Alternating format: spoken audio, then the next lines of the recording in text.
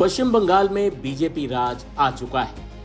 कभी बीजेपी के कार्यकर्ता अपने संस्थापक श्यामा प्रसाद मुखर्जी की कुर्बानी को याद करते हुए नारा लगाया करते थे, जहां हुए बलिदान मुखर्जी वो कश्मीर हमारा है।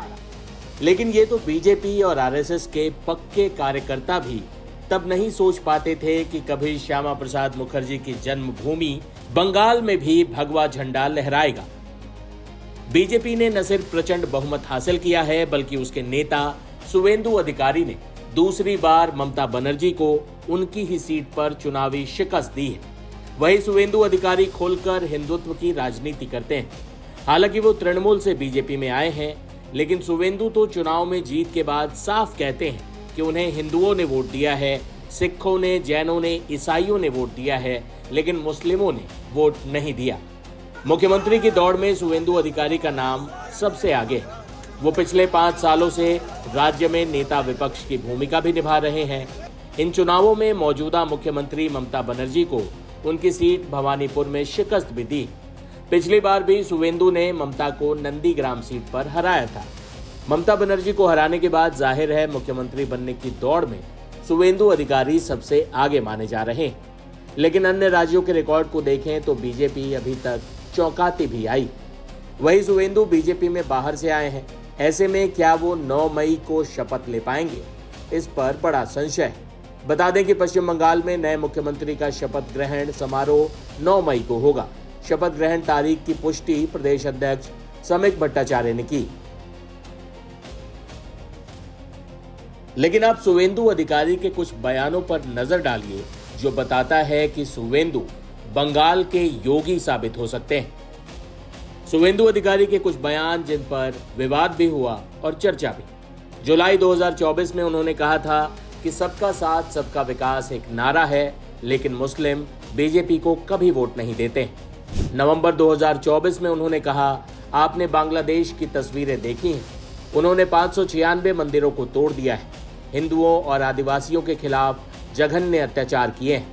तृणमूल चाहती है कि पश्चिम बंगाल को एक और बांग्लादेश में तब्दील कर दिया जाए।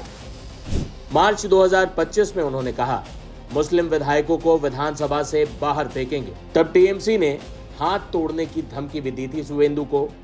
इसके बाद अप्रैल 2025 में भी शुवेंदु ने कहा, असली हिंदू ममता को वोट नहीं करते।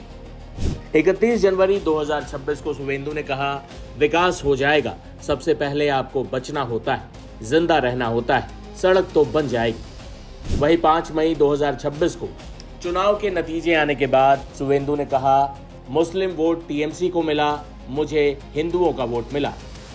5 मई को ही शुवेंदु ने कहा, मुसलमानों ने टीएमसी को वोट दिया, मुझे हिंदुओं ने जीत दिलाई, इसलिए मैं हिंदुओं के लिए काम करूंगा। देखिए, चुनाव में जीत दर्ज करने और ममता बनर्जी को हराने के बाद शुवेंदु ने कैसे खोलकर कहा था कि मुस्लिमों ने उन्हें वोट नहीं दिया। ये बहुत जरूरी था, ममता बनर्जी का हराना बहुत जरूरी था। ममता बनर्जी का राजनीतिक संन्यास अभी हो गया है। 21 में नंदीग्राम में हारी, इस बार हार गया। इस बार भी हारा 15,000 से ज्यादा वोट से। उनको खुल के मुसलमान वोट दिया। वार्ड नंबर 77 में जितना मुसलमान वोट देने के लिए निकला, सब ममता को वोट दिया। और मुझे हिंदू, सिख, जैन, बुद्धिस्ट लोग ने आशीर्वाद देकर जिताया।